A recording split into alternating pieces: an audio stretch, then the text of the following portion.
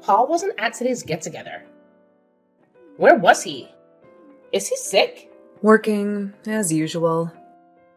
Does he always work Saturdays? Sometimes, yeah. There was some minor emergency, and he was needed on site. Hopefully he can make it the next time. As I suspected. What do you mean? What did you suspect? No rest for the poor, as they say. I guess it can't be helped.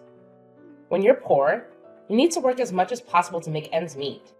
I read in a magazine the other day that some poor people work up to 20 hours a day, 7 days a week, and they still can't afford to put their kids through school. I knew that was the case the minute I laid eyes on your husband. I said to myself, that man looks like he doesn't have a penny to his name. None of my business, though.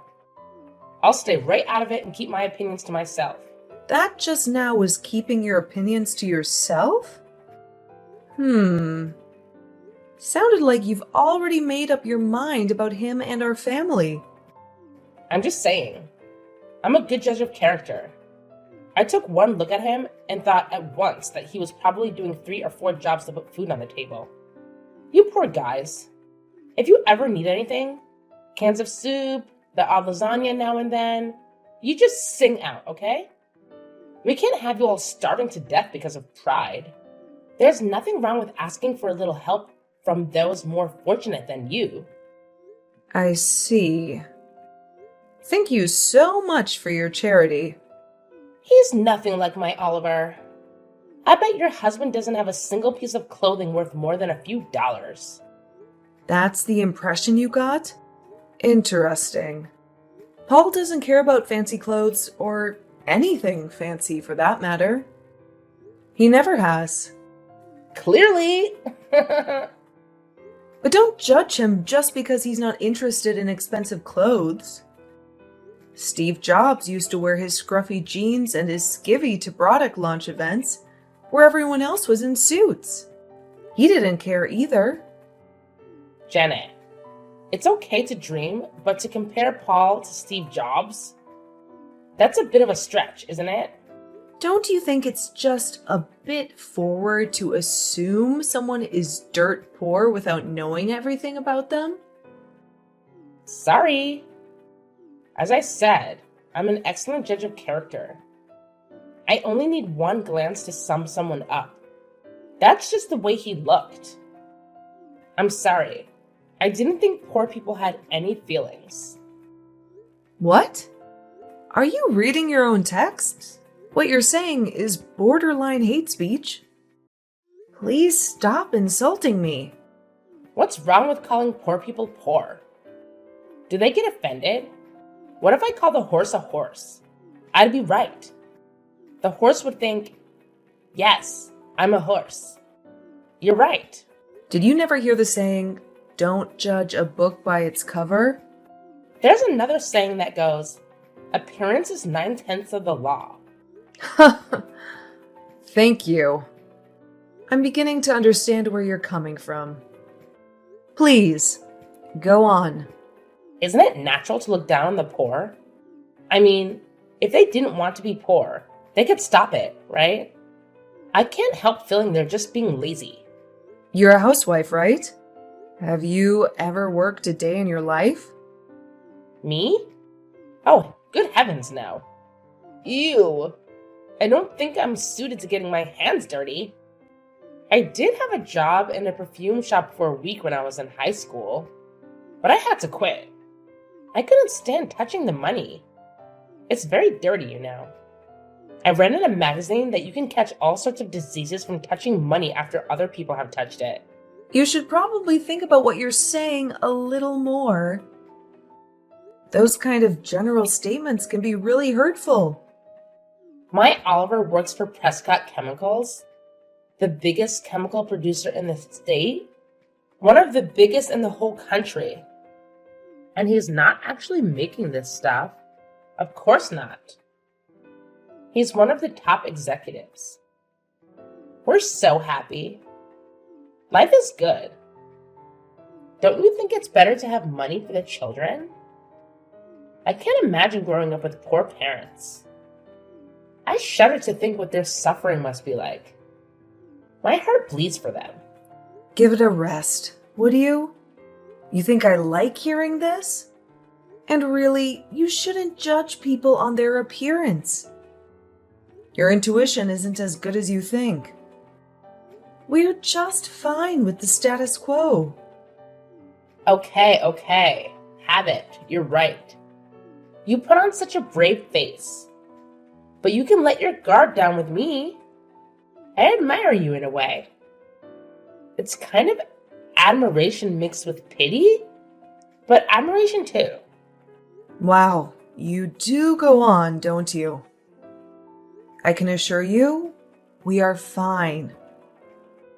Well, if you don't at least buy your kids nice clothes, they end up just like their appearance. They'll never break the cycle of poverty. Those poor kids. Leave us alone. I'm really busy today, so we don't have any more time to continue to get offensive texts from you. Okay? No rest for the poor, huh? Okay, bye.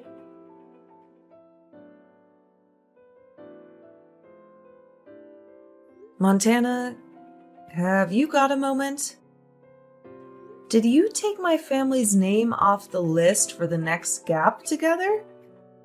Why did you do that? Oh, I didn't think you'd be able to make it. What? Well, you guys are struggling to get by, so I just assumed the fee we collect from each family would be a bit much for you guys. I didn't want you to have to break the bank to come. That money would probably be better off spent on the kids, wouldn't it? I thought I'd spare you the shame and embarrassment of having to tell the others the reason why you couldn't make it. And don't worry, your secret is safe with me. If anyone asks, I'll just say that one of your kids has the flu, something like that. You should be thanking me for looking out for you.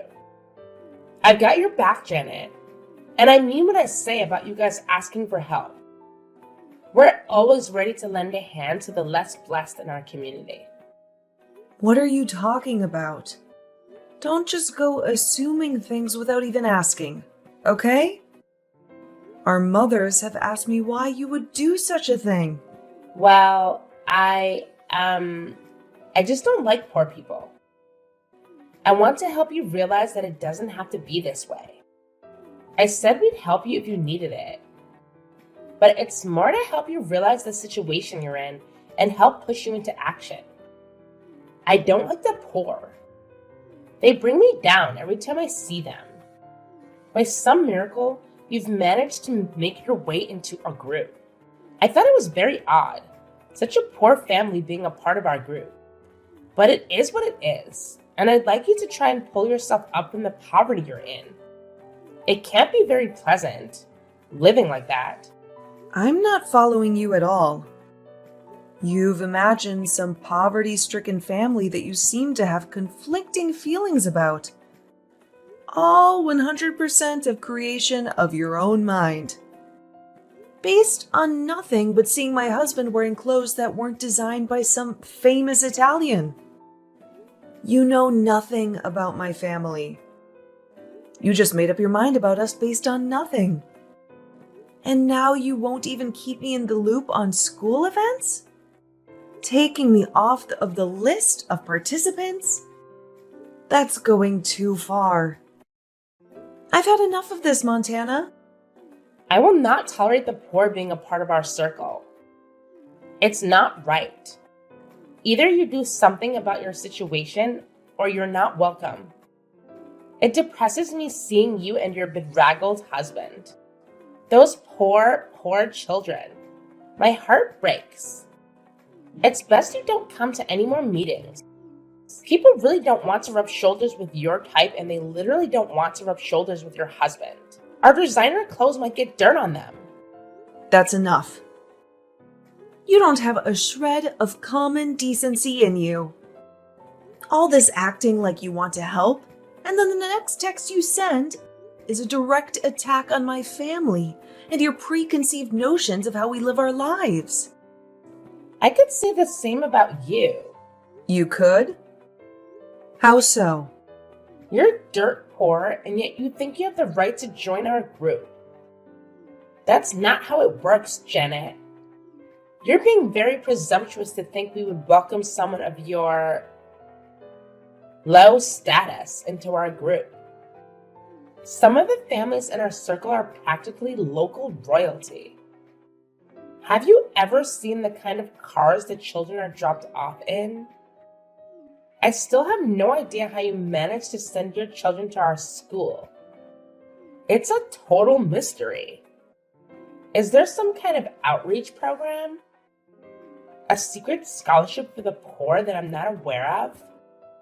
That really is enough. Your lack of grace and compassion is mind-blowing. How did you become such a snob? Mind-blowing? I think you'll find my way of thinking is the majority. I have the support of all the other mothers in the group. You're the lone wolf. Need I remind you that my husband is an executive at one of the biggest companies in the state? I did tell you that, didn't I?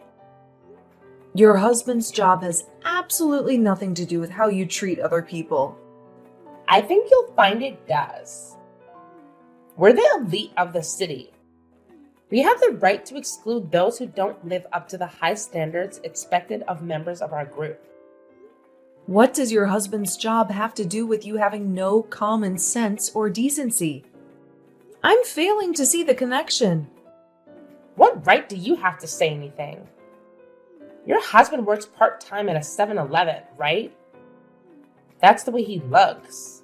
He's the vice president of the company your husband works for.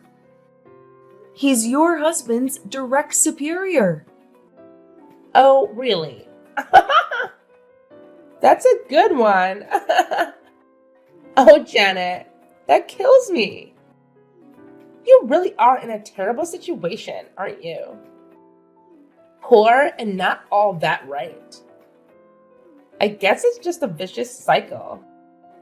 The poor and the uneducated are doomed to be that way forever. It's just so sad. The poor have decided that that's the way the world works and they accept it. But don't you feel an obligation to do better for the children?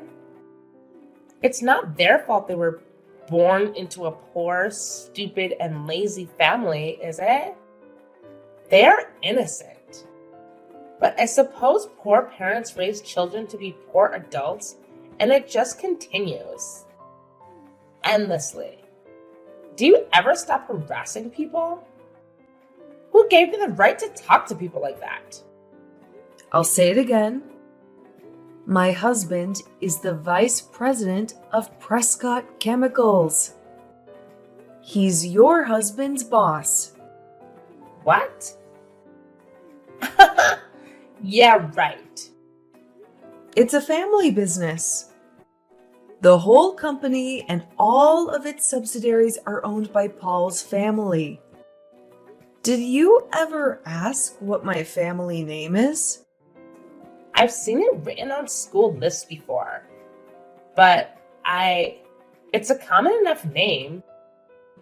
There are 2 or 3 other Prescott families that are in the school. Nothing out of the ordinary. And those families are rich. The kids are dropped off in McLarens and Bugattis. Those 2 or 3 families are all part of the same Prescott family. One of the fathers, Paul's cousin, is a board member, and one of the mothers, Paul's older sister, is the CEO of the pharmaceutical branch. There are actually 2 more families you may have overlooked. Margaret Wake. Of course I know Margaret. She's been the head of the PTA for the last 3 years. She's Paul's little sister. She's also a board member. Karen Evans. The area school commissioner? Paul's cousin. She also owns 30% of the entire company. Oh, God. I knew your husband was working there. I just didn't say anything. Paul says he's a great executive and a generally nice guy. I didn't want to cause any problems between our husbands when they seem to have a genuinely good working relationship. No need to burden them with such trivial nonsense. But you've gone too far, Montana. Your prejudice has made you into a nasty, toxic person. You're lying. You aren't serious, are you? You're just making this up out of spite. Right? I'm not making up any of it. Until now, I didn't see the need to make this information public. But I won't be the target of your personal crusade against the poor. You seem to be bent on broadcasting your wealth and self-perceived elite status to anyone who will listen, while looking down on those less fortunate than you. And yet my husband has been your husband's boss all along. And you will have, of course, heard the name Hugh Prescott II. The president. Yes, of course. Think about that for a moment. Is he Paul's father? You got it. You gotta be joking. This is just your last-ditch attempt to salvage some dignity, right? I'm dead serious. I'm actually surprised you haven't heard all of this before from some of the other mothers. Most of them know about my family. Well, why am I the only one who didn't know? It's very amusing to watch, actually, whenever you badmouth my husband and my family at meetings. The other mothers all stare awkwardly at the floor. At first, it was baffling as to why you didn't notice. But now I can clearly see that you're so stuck up and established that you are incapable of noticing anything that happens around you. It's like you're in a little bubble. All you can hear is your own voice. I didn't know. Why didn't anyone tell me? You only moved to the city last year, right? I guess you just didn't ask enough questions. Didn't care about others? You'll have to ask yourself that one. But you took one look at my husband and decided he was poor. Didn't care for the children, and we were doomed to live our lives in poverty. You badmouth me and my family without knowing anything at all. I haven't ever told Paul about how degrading you've been to me and my family, but this time, I can't keep my mouth shut. I can't let you get away with this. No. Wait a minute, Janet. Don't do that. That's not a good idea. We don't need to get the husbands involved. We can sort this out. Just you and me. This can't have any effect on my husband. He hasn't done anything wrong. This is between you and me, right? Your husband has done nothing wrong. As I said, Paul and the rest of the board are very happy with him. He's an excellent worker. But I'm going to tell Paul about this. It's all here in your texts. And don't try to delete any of them. I've already taken screenshots of this entire conversation. I'm sorry. Please don't tell your husband. It'll open up a whole can of worms. Please, let's just talk about it. You and me. What do you say, Janet? Can a girl get a second chance? But it isn't just me, is it? There are other mothers who avoid you at all costs. What other things have you done to make people stay out of your way? People avoid me? Absolutely. And you haven't even noticed? Most other mothers don't want to be in the same room as you. You're living in a dream world where you can only hear your own voice. Nobody wants to be anywhere near you. Have you really not noticed that people say as little as possible? That everyone has an excuse to leave when they have to talk to you? I did think that the children in this town do get fever more than other places. Why do people avoid me? I'm nice to everyone. I'm always organizing school events. I thought I was popular. I'm wealthy, dress well. What's not to like? Just being rich doesn't automatically make you popular. Why would you think that? Most of the families that have children that are in school are wealthy. It's a level playing field, and yet you seem to think you're at the top. What makes you think you're better than everyone else? Or is it some insecurity that makes you want to assert dominance over those less fortunate? You thought my family was poor, so you focused all your attention on me. Did it make you feel better to be so patronizing? Oh, and Montana? Just one more thing before I let you go. What else could there be? I know you've been seeing the third grade teacher, Mr. McCarthy. What? What are you talking about? There are witnesses. And photos. That's an outright lie. Oh, really? They've been shared amongst the mothers group. Everyone's seen them. There's no doubt it's you. Some of them are very damning for a married mother. They could be extremely problematic should they fall into the wrong hands. If someone should, I don't know, forward them to your husband? Everyone has seen them. Yep, every single mother in the third grade. So, should someone with a grudge against you choose to get a little revenge, well, it would be very easy, wouldn't it? I'm not saying I'd do such a thing, but who's to say another mother wouldn't do it?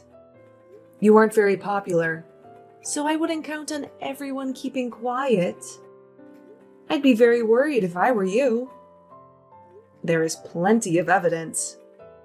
I'm thinking I should go and have a talk with the principal. What do you think? No, don't do that. This can't be happening.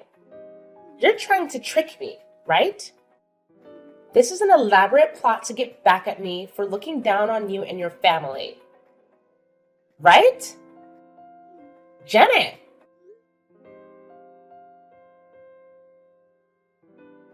I'm afraid it's all 100% true. Karma, Montana. The world has an uncanny way of delivering payback. But it's simple, really. It's just a natural reaction to how horrible you were. If you hadn't treated people so badly, people wouldn't hate you. Simple, easy to understand.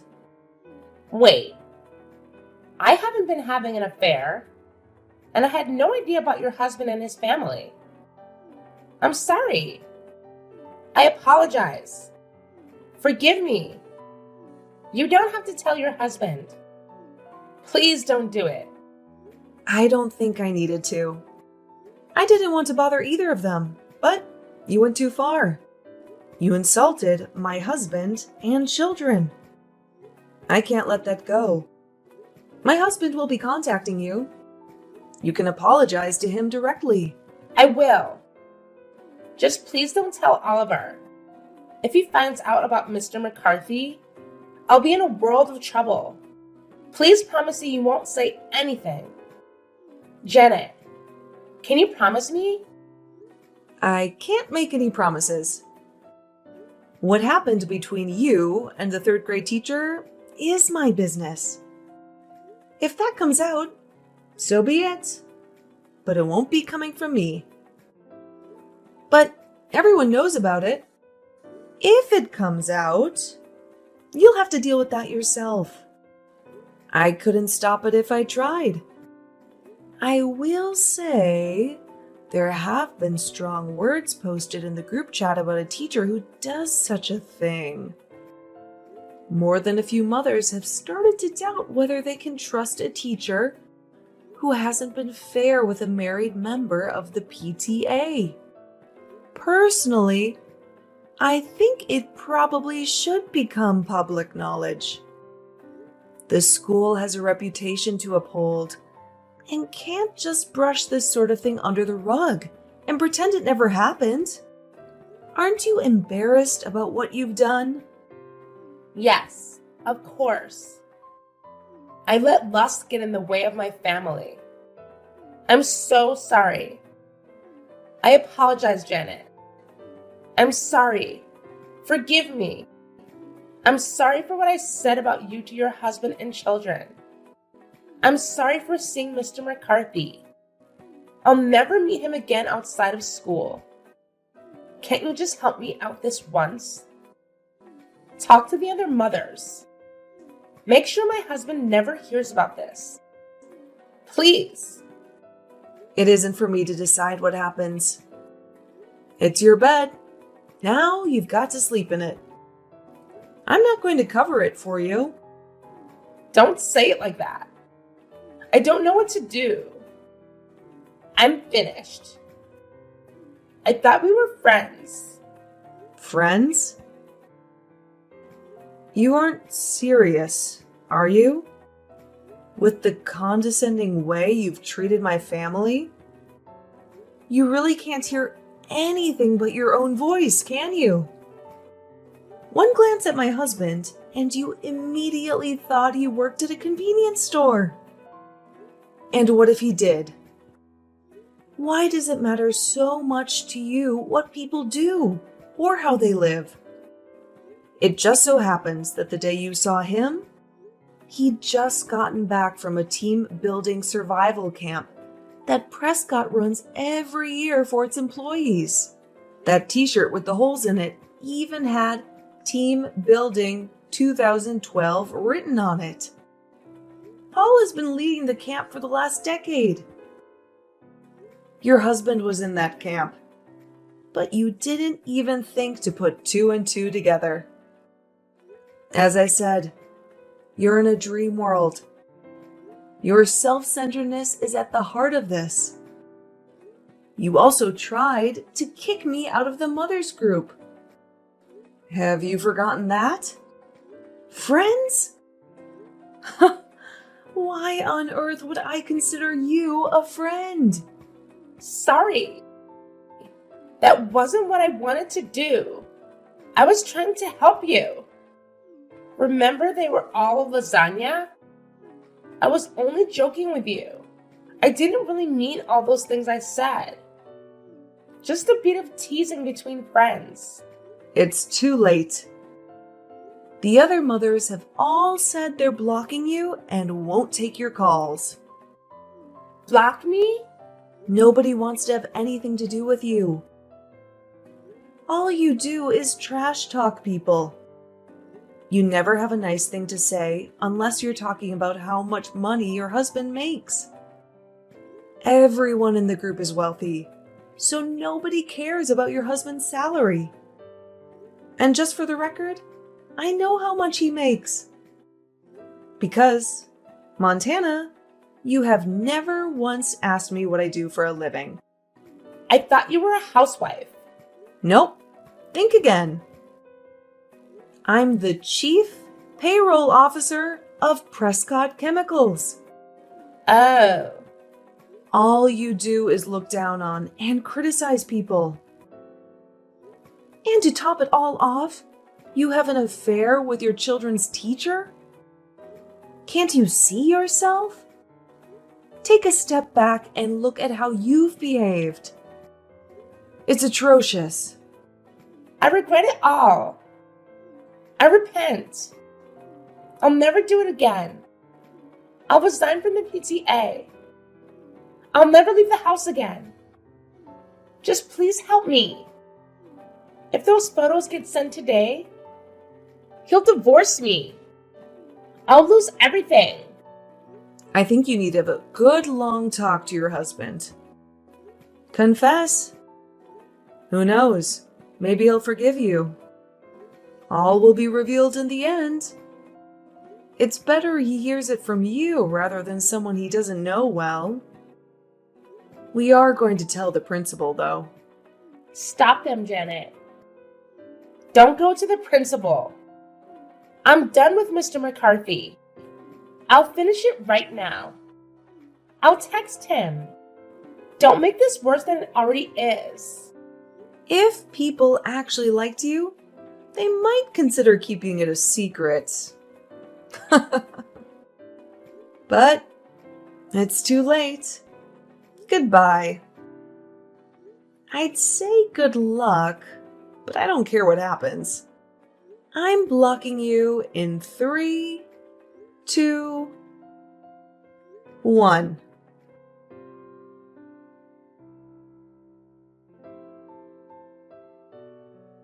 Montana started trying to butter up the mothers of her group by sending presents and overly flattering handwritten letters. But it was all far too late.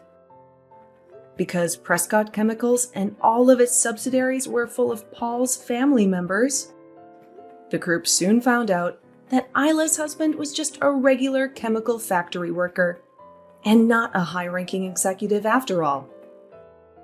And, as icing on the cake, her husband found out about her affair with the 3rd grade teacher and filed for divorce.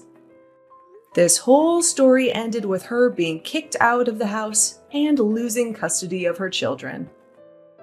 Her extreme selfishness and prejudice to others came back to bite her. It really is true what they say. What goes around, comes around.